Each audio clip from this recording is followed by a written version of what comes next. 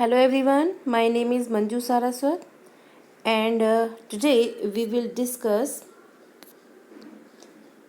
history and the second chapter, that is socialism in Europe and the Russian Revolution.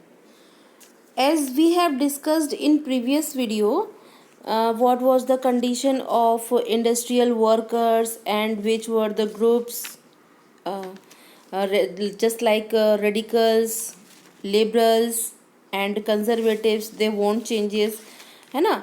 And which type of associations formed in whole Europe. Europe में किस तरीके से socialism जो थी बढ़ती जा रही थी और कैसे कैसे लोग जो है सोशलिज्म को सपोर्ट कर रहे थे, कैसे एसोसिएशंस वगैरह फॉर्म हो रहे थे. तो ये सारी चीज़ें हमने प्रीवियस वीडियो में डिस्कस की हैं. In this video, in the current video we will discuss Russian revolution, यानी कि सोशलिज्म जब पूरे यूरोप में डेवलप हो रही थी तो ये जो रशियन रेवोल्यूशन है ये यहाँ पर रशिया में क्या हुआ उस कंडीशन में. ठीक है, तो जैसे कि हम जानते हैं, ये आपको पिक दिखा रहे हैं कि रशिया जो है आपका कैसा कंट्री है, the biggest in area wise. And अब हम ये देखेंगे कि जो कंडीशन थी वो लास्ट जो वीडियो में हमने देखी, वो कंडीशन जो थी वो कंडीशन कैसी थी पूरे यूरोप में. अब हम जो कंडीशन देख रहे हैं कि भाई जो रशियन रेवोल्यूशन हुआ वो क्यों हुआ, तो वो उसके लिए हमें फ्लैशबैक में जाना पड़ेगा. ठीक है, सबसे पहले तो मैं आपको यहाँ पे ये बता दूँ कि जो रशियन रेवोल्यूशन है वो एक्चुअली यहाँ पर ना जो 2 इवेंट्स हैं, फरवरी में भी फरवरी में भी एक इवेंट हुआ है ना, और दूसरा इवेंट हुआ है कब, अक्टूबर में, है ना. तो यहाँ पर आप देखेंगे कि ये जो है दोनों को कंसिडर किया जाता है एज अ रशियन रेवोल्यूशन. तो यहाँ आप देखिए कि जो सबसे पहले हम रशिया में चलते हैं कि भाई 1914 में वहाँ पर क्या सिचुएशन थी, ऐसा क्या रीज़न था जिसकी वजह से रशियन रेवोल्यूशन हुआ. Okay, now first of all we will know about the tsar Nicholas. It means the Russian empire के बारे में हम देखते हैं. 1914 में क्या था कि 1914 में जो वहाँ पर रूलर था रशिया में वो कौन था, ज़ार निकोलस सेकेंड. और आपको बता दें कि यहाँ पर जो टेरिटरीज़ हैं जैसे कि Moscow, Russian empire included, current day जो इस समय फिनलैंड है ना, लटविया है, लिथुनिया है, एस्टोनिया है, कुछ पार्ट जो है पोलैंड का है, यूक्रेन है. तो ये जो थे कॉम्प्राइजेज थे दैट टाइम. और यहाँ जो मेजॉरिटी थी वो किसकी थी, ये मेजॉरिटी थी रशियन ऑर्थोडॉक्स क्रिश्चियनिटी की. किसकी, रशियन ऑर्थोडॉक्स क्रिश्चियनिटी. और इसमें दूसरे रिलीजन भी पाए जाते थे, मुस्लिम्स, बुद्धिस्ट और प्रोटेस्टेंट और कैथोलिक्स ऑल्सो. तो यहाँ पर सबसे पहले हम जानते हैं किसके बारे में, ज़ार निकोलस के बारे में, कि भाई ये जो थे वो डेस्पोटिक रूलर कैसे थे, है ना. तो जैसे इसमें मैंने अभी आपको बताया कि वो जो थे ज़ार निकोलस सेकेंड 1914 में रशिया के रूलर थे. और उनको जो बिलीव था, यानी कि उनको लगता था कि भाई जो ये जो किंग होता है इसके पास डिवाइन पावर्स होती हैं, डिवाइन राइट्स होते हैं, जैसे ईश्वर को अधिकार होता है. तो वो जो था कभी भी जो था अकॉर्डिंग, अपनी इच्छा के अकॉर्डिंग ही डिसीजंस लिया करता था, कभी भी लोगों की वेलफेयर के लिए वर्क नहीं सोचा करता था. ठीक है, लोगों की वेलफेयर की चिंता कभी नहीं करता था. तो जितने भी रशियन ज़ार्स हुए हैं वो सब डेस्पोटिक ही हुए हैं. जो भी रशियन ज़ार्स हुए हैं वो डेस्पोटिक ही हुए हैं, ऑटोक्रेटिक रूलर हुए हैं, जो उन्होंने अपनी राइट्स को ही एंजॉय किया है और अनलिमिटेड जो पावर्स रही है उनके हाथ में. अब यहाँ पर ज़ार निकोलस अगर सेकंड की बात करें तो ये भी ऑटोक्रेटिक ही थे, है ना. Autocratic in weak in self willed ruler थे, यानी कि जो ये चाहते थे वो करना चाहते थे. एंड ही यूज्ड देम, जो भी ये आपको मैंने जस्ट अभी बताया कि ये डिवाइन जो राइट्स ऑफ किंग्स में बिलीव करते थे, है ना, तो ये इनको यूज़ किया करते थे अकॉर्डिंग टू हिज विल, अपनी इच्छा के अकॉर्डिंग ही यूज़ करते थे और कभी भी लोगों की वेलफेयर की चिंता नहीं करते थे, है ना. तो यहाँ पर जो गवर्नमेंट थी उसमें भी लोगों का कोई भी शेयर नहीं था. जो ज़ार था वो फैटलिज्म में बिलीव करता था और वो अपनी वाइफ के फुल ऑफ कंट्रोल में था। उसकी वाइफ का उसके ऊपर पूरा कंट्रोल था एंड वो उसकी जो वाइफ थी एडमिनिस्ट्रेशन में भी इंटरफियर किया करती थी और स्टेट अफेयर्स में भी। और वो जो उसकी वाइफ थी वो एक मिस्टिक रेस्पुतिन थे जो अपने आप को होली मैन कहा करते थे, लेकिन एक बार उनका जो बेटा था उसको उन्होंने ठीक किया था। तो वो मिस्टिक जो रेस्पुतिन थे उसके इन्फ्लुएंस में थी जो उनकी वाइफ थी। ठीक है, तो यहाँ पर आप देखेंगे कि जो ज़ार है केवल वही लोग जो कि उसको सपोर्ट किया करते थे वो लोग कौन थे, या तो नोबेलिटी के लोग थे या क्लर्जी में जो अपर लेयर के लोग थे वो थे। ठीक है, तो यहाँ पर आप ये देखिए कि इसने जो भी पॉलिसीज़ फॉलो की, the policies of the operation and repression, उसने जो भी पॉलिसीज़ फॉलो की थी वो कौन सी पॉलिसीज़ थी, या तो ऑपरेशन थी, ऑपरेस करने वाली लोगों को थी, या रिप्रेस करने वाली थी। The people of Russia did not enjoy freedom of press, individual liberty, liberty of the religion and other basic freedoms. किसी भी तरीके की फ्रीडम जो थी वो लोगों को यहाँ मिली हुई नहीं थी। We are talking about Russia, yes. अब हम यहाँ की जो इकोनॉमिक कंडीशन है उसके बारे में जान लेते हैं। यहाँ पर हम रशिया के बारे में, उसकी इकोनॉमिक कंडीशन और सोशल कंडीशन के बारे में जानेंगे। ठीक है, तो इकोनॉमिक कंडीशन जो है वो एक्चुअली किसके ऊपर बेस्ड है, एग्रीकल्चर और इंडस्ट्री के ऊपर, यानी कि जो दो मेन सेक्टर हैं economy is depended on the agriculture and industries. तो यहाँ पर आप देखेंगे कि जो बिगनिंग में 20th सेंचुरी की यहाँ की जो वास्ट जो मेजोरिटी है रशिया की, वो ज़्यादातर लोग कैसे हैं, वो एग्रीकल्चरिस्ट ही हैं। 85% जो है रशिया की पॉपुलेशन वो एग्रीकल्चर में ही इंगेज्ड है, उसी के द्वारा अपनी जो लिविंग है वो अर्न करते हैं। और ये जो प्रोपोर्शन है ये यूरोपियन जितने भी अदर कंट्रीज़ हैं उनसे ज़्यादा है। जैसे कि एग्जांपल ले लें हम, फ्रांस में, जर्मनी में ये जो प्रोपोर्शन है वो कितना प्रोपोर्शन था, बिटवीन 40% एंड 50% के बीच में था। लेकिन यहाँ पे मैंने आपको क्या बताया कि 85% population was engaged in agricultural activities.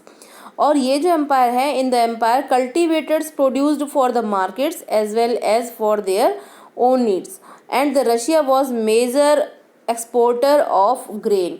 यहाँ ये चीज़ मार्क करने वाली है कि जो रशिया था वो मेजर एक्सपोर्टर किसका था, वो ग्रेन का था, है ना। तो ये आप फोकस कर लीजिए इस चीज़ को। तो अब यहाँ पर जो मैंने आपको बताया, वी कैन रिमाइंड इट कि जो हमारी 85% पॉपुलेशन है वो रशिया की कैसी है, वो एग्रीकल्चरिस्ट हैं, फार्मर्स हैं, पीजेंट्स हैं। ठीक है, जो इसमें फार्मिंग के काम में जो है इंगेज रहते हैं। अब चलिए हम इसकी जो इंडस्ट्रीज़ हैं उनके बारे में भी हम देखेंगे, लेकिन उससे पहले हम देखते हैं कि पीजेंट्स के बारे में थोड़ा सा और जान लेते हैं कि जो पीजेंट्स हैं वो most of the land cultivate करते हैं, बट नोबेलिटी जो है, जो भाई इनके पास क्या थी, प्रॉपर्टीज़ थी, लार्ज प्रॉपर्टीज़ थी, है ना, ये जो थे नहीं किया करते थे खेती, लेकिन प्रॉपर्टीज़ इनके पास हुआ करती थी, लेकिन खेती कौन किया करता था, वो पीजेंट्स किया करते थे। तो पीजेंट्स ये चाहते थे कि भाई इनसे जो लैंड है वो लेकर पीजेंट्स को दे दिया जाए। तो आपको यहाँ पर जो स्पेशल फीचर है वो मैं बता दूँ कि the Russian peasants pooled there land together periodically. यहाँ पर वो टाइम पर एक टाइम फिक्स था, उस टाइम पर वो अपनी जो भी उनकी लैंड हुआ करता था वो अपने कम्यून को दे दिया करते थे, है ना। और जो कम्यून हुआ करता था, जो उनका सरदार हुआ करता था, जो हेड हुआ करता था, वो उस ज़मीन को जैसे जैसे फैमिलीज़ की नीड हुआ करती थी वो उसके अकॉर्डिंग उसको डिवाइड कर दिया करता था। ये जो स्पेशल फीचर है ये केवल रशिया के पीजेंट्स में ही देखने को मिलता है। ये आपके आगे ये टॉपिक बहुत काम आएगा, आप इस बात पर फोकस करिए कि जो रशिया के पीजेंट्स हैं उनमें ही ये स्पेशल फीचर देखने को मिलता है कि वो जो है अपनी ज़मीन को क्या करते हैं, समय समय पर साझा करते हैं, साझा पूल करते हैं। अपने जो कम्यून जो हेड हुआ करता था कुछ गांव का, उसको वो दे दिया करते थे और फिर वो उसका रीडिस्ट्रीब्यूशन किया करता था according to the family needs. ठीक है, तो ये जो है ये स्पेशल फीचर है वहाँ के पीजेंट्स का। क्लियर। तो यहाँ पर हमने ये दो चीज़ें देखी कि पीजेंट चाहते थे कि नोबल्स से ज़मीन लेकर उनको दे दी जाए, क्योंकि नोबल्स के लार्ज प्रॉपर्टीज़ थी उनके कंट्रोल, जबकि खेती कौन किया करता था, पीजेंट्स किया करता था। तो ये लार्ज प्रॉपर्टीज़ उनके हाथ में क्यों, जबकि खेती पीजेंट्स कर रहे हैं, क्योंकि वो जो थे एक तरीके से, जैसे हम बोलते हैं कि वो जो सर्विसेज जार को दिया करते थे, उसके बदले में जार जो था वो कैसा था, चापलूसी पसंद था। तो उसको प्रॉपर्टीज़ के मालिक कौन थे, बना दिए गए भाई, चर्च के ये जो अपर लेयर और ये जो थे नोबल्स को बना दिया गया। ठीक है, अब देखिए, अब हम देखते हैं कि जो इंडस्ट्रीज़ हैं वहाँ की क्या कंडीशन है। देखिए, इंडस्ट्रीज़ जो हैं वो यहाँ पर कहा गया है कि फॉकेट्स यानी कि बहुत लिमिटेड कंसंट्रेटेड एरियाज़ में ही थी। मोस्टली जो यहाँ पर जो पाई गई हैं इंडस्ट्रीज़ जो थी वो सेंट पीटर्सबर्ग और मॉस्को में थी। ये जो है पॉइंट मार्क करने वाला है, ये वन वर्ड टाइप के जो क्वेश्चंस होते हैं उनमें आ जाता है। ठीक है, तो यहाँ पर अभी हमने क्या डिस्कस किया कि जो इंडस्ट्रीज़ हैं वो बहुत कम हैं और कंसंट्रेटेड एरियाज़ में ही हैं, और जो इंडस्ट्रियल एरियाज़ हैं just like we are talking about the Saint Petersburg and Moscow, है ना, यहाँ पर ही ज़्यादातर इंडस्ट्रीज़ हैं। तो जो क्राफ्ट्समैन हैं वो आप देखेंगे कि undertook much of the production, but large factories जो हैं उनके साथ साथ में क्या है, वर्कशॉप्स भी हुआ करती है। तो ज़्यादातर जो वर्कर्स हैं आपको वही मिलेंगे। ठीक है, और जो आप देखेंगे कि जो बड़ी बड़ी जो फैक्ट्रीज, बहुत ज़्यादा जो फैक्ट्रीज सेटअप की गई 1819 में, उसकी वजह से क्या क्या जो डेवलपमेंट हुए, वजह रशिया में रेलवे नेटवर्क और एक्सटेंड हुआ था, फॉरेन इन्वेस्टमेंट बढ़ा था, है ना, और कोल प्रोडक्शन भी जस्ट डबल हो गया था। तो ये इंडस्ट्रीज़ के बढ़ने से ये सारी चीज़ें भी क्या हो चुकी थी, इंक्रीज़ हो चुकी थी, है ना। तो यहाँ पर हम देखेंगे कि आयरन एंड स्टील जो था वो भी, उसका आउटपुट भी क्या हुआ था, वो भी बढ़ा था। अब देखिए कि यहाँ पर जो मोस्ट ऑफ इंडस्ट्रीज़ हैं वो कैसी हैं, वो इंडिविजुअल्स के हाथ में है, वो प्राइवेट हैंड्स में है। गवर्नमेंट केवल किन फैक्ट्रीज़ को सुपरवाइज करती है, जो कि बड़ी बड़ी फैक्ट्रीज़ हैं, यानी कि वो केवल वहीं पर सुपरवाइज करती है कि भाई मिनिमम वेजेस हैं या नहीं हैं, वर्किंग आवर्स कैसे हैं। तो केवल जो बड़ी बड़ी फैक्ट्रीज़ हैं उन्हीं को गवर्नमेंट सुपरवाइज करती है, और ज़्यादातर जो फैक्ट्रीज़ हैं वो किसके हाथ में है, वो प्राइवेट हैंड्स में है या इंडिविजुअल्स के हाथ में है। और यहाँ पर जो ज़्यादातर जो वर्क हुआ करता है वो स्मॉल वर्कशॉप में होता है, लेकिन वर्कशॉप में जो काम होता है वो 15-15 घंटे, 16-16 घंटे होता है ना। और जो बड़ी बड़ी फैक्ट्रीज़ हैं उनमें जो है 10 से 12 घंटे होता है। नहीं, कंपैरिजन टू फैक्ट्रीज़ जो वर्कशॉप्स हैं उसमें वर्किंग आवर्स जो है बहुत ज़्यादा हुआ करते थे। तो जो वर्कर्स थे वो भी वही कैसे थे, वो भी डिवाइडेड हो चुके थे, उनका भी सोशल ग्रुप जो था स्किल बेस पर डिवाइडेड था। तो यहाँ जो डिवीज़न था वो ये भाई उनके झलकता था, उनके ड्रेसिंग सेंस में झलकता था वर्कर्स के, है ना, मैनर्स में झलकता था।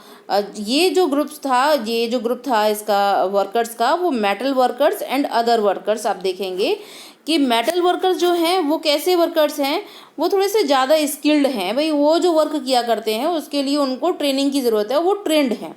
तो इसके लिए वो कैसे खुद को क्या मानते भाई, ऑटोक्रेटिक, भाई जैसे अफसर टाइप, वो अपना शाही टाइप के वो अपने आप को मानते थे कि वो दूसरे वर्कर से कुछ अलग हैं। तो ये चीज़ उनमें झलकती थी, उनके ड्रेसिंग सेंस में, उनके मैनर में झलकती थी। तो यहाँ पर हम देखेंगे कि जो मेटल वर्कर्स हैं वो स्किल्ड हैं और वो जो है अपने आप को ऑटोक्रेट्स कंसीडर करते हैं, भाई दूसरों की भीड़ में वो थोड़ा सा अलग महसूस करते हैं। और जो दूसरे वर्कर हैं वो नॉन स्किल्ड हैं और वो लार्ज नंबर ऑफ वर्कर्स हैं। अब आप देखेंगे कि वर्कर्स डिड यूनाइट, लेकिन जब भी भाई स्ट्राइक की बात होती है, यहाँ पर डिवीज़न तो है उनके बीच में, लेकिन जब भी स्ट्राइक की बात होती है तो वो क्या हो जाते हैं, यानी कि जब जो एम्प्लॉयर्स होते हैं उनसे जब वो डिसएग्री होते हैं, वर्किंग कंडीशन से डिसएग्री होते हैं, वर्किंग कंडीशंस को लेके या वेजेस को लेके जब वो स्ट्राइक करते हैं, तो यहाँ पर वो दोनों ही जो सोशल ग्रुप्स हैं वर्कर्स के, वो क्या हो जाते हैं, वो यूनाइट हो जाते हैं। ठीक है,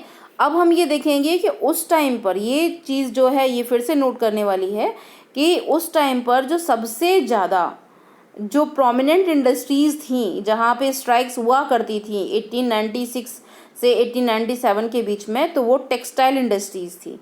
तो मैंने जैसे हमको पहले ही हम लोग ये चीज़ों को डिस्कस कर चुके हैं प्रीवियस क्लास में भी कि जो इंडस्ट्रियल रिवॉल्यूशन हुआ है वो यूरोप में हुआ है सबसे पहले, और जो ये जो टाइम था सबसे पहले जो इंडस्ट्रीज़ डेवलप हुई थी, ये जो टाइम था वो किसका था, टेक्सटाइल एरा था, है ना। तो यहाँ पर टेक्सटाइल इंडस्ट्रीज़ थी जो कि वहाँ पर सबसे ज़्यादा कॉमन स्ट्राइक्स देखने को मिला करती थी, और दूसरी थी मेटल इंडस्ट्री, है ना। तो ये सबसे पहले जो डेवलप हुई है वो टेक्सटाइल इंडस्ट्री हुई है, और उसके साथ साथ जो है मेटल इंडस्ट्री भी डेवलप हुई है, और ये दोनों ही टाइप की इंडस्ट्रीज़ ज़्यादा पाई जाती थी, और यहाँ पर जो था वो स्ट्राइक्स देखने को मिला करती थी, ठीक है। अब इसके बाद हम सोशलिज्म इन रशिया, वो हम नेक्स्ट वीडियो में देखेंगे।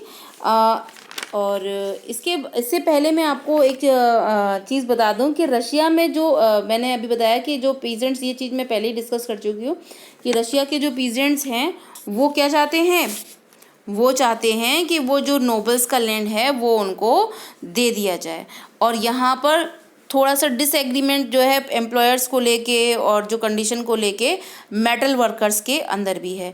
तो ये दोनों क्या करते हैं, क्या ये कोई एसोसिएशन, क्या ये कोई ऑर्गेनाइजेशन बनाएंगे जो कि इनकी कंडीशंस को इम्प्रूव करे, तो ये हम देखेंगे नेक्स्ट वीडियो में। Okay, thanks for watching.